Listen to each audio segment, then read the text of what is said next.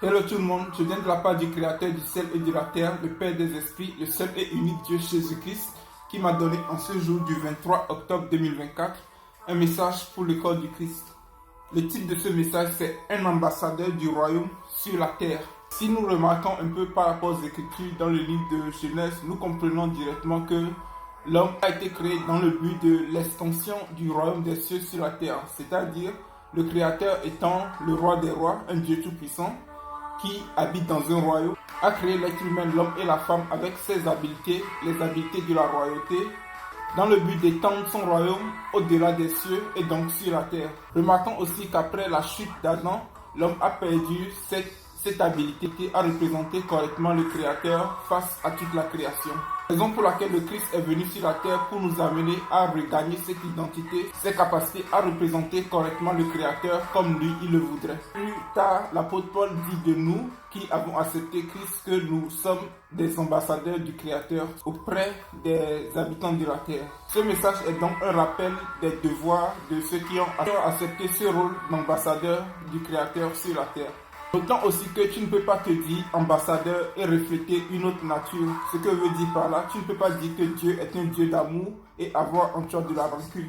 Tu ne peux pas dire que le Créateur est un Dieu de justice et avoir de l'injustice en toi. Tu ne peux pas dire que le Créateur est un Dieu pur et pratiquer de l'impureté. Tu ne peux pas dire que le Créateur est un Dieu miséricordieux et que tu ne pardonnes pas. Tu ne peux pas dire que le Créateur est un Dieu compatissant alors qu'il y a du manque de pardon en toi. Tu ne peux pas dire que le Créateur est un Dieu d'amour alors que tu ne reflètes pas cet amour en toi. Il est écrit, nous sommes la lumière de la terre. Autrement dit, le monde a besoin de lumière et si cette lumière en toi qui est la nature du Créateur où les fruits de l'esprit est assombrie par les œuvres de la chair en toi, le monde ne pourra pas avoir accès à cette lumière, ce qui n'est évidemment pas le désir du Créateur tout-puissant.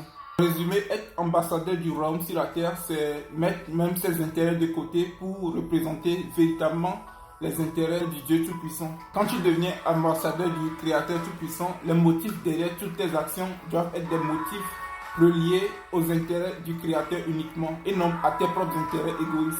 Et ceci ne concerne pas uniquement ce qu'on appelle les hommes de Dieu, c'est-à-dire les pasteurs évangélistes et tout. Ceci concerne toute personne ayant accepté de donner sa vie à Jésus, car donner sa vie à quelqu'un, c'est accepter que ta vie ne t'appartient plus et la personne à qui tu as donné ta vie peut gérer ta vie comme il le voudrait. Raison pour laquelle il est dit que nous serons jugés plus sévèrement que les autres, nous qui avons accepté de répandre la parole, car selon le Créateur, notre vie devrait être la réflexion parfaite de cette parole que nous essayons de répandre. Pour finir, être ambassadeur du Créateur, ce n'est pas en premier le voir les avantages. C'est vrai qu'il y a des avantages, il y a la protection du Créateur, il y a la provision divine et tout ce qui va avec, mais la priorité de nous tout ambassadeurs, c'est la représentation parfaite de ce que le Créateur tout-puissant veut de lui. Écoutez donc ceci. Écoutez et prenez instruction, vous, mes représentants sur la terre, dit l'Éternel. Prenez instruction, car il n'y a plus de temps. Reprenez-vous, car tout est fini, dit le Créateur. Examinez vos voies, afin de marcher sans corruption sur le chemin que j'ai tracé pour vous. J'ai placé mon nom sur vous, et mon sceau se trouve sur vos fronts, dit l'Éternel des armées. Sanctifiez-vous donc, car je suis saint. Purifiez-vous, car je suis pur et redoutable. Ceci est l'heure du jugement. Reprenez-vous et accomplissez mes œuvres. Parole du Créateur tout-puissant, le Maître de l'univers.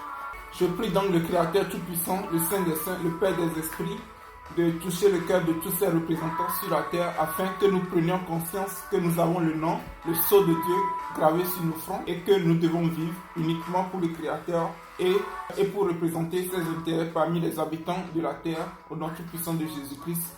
Amen.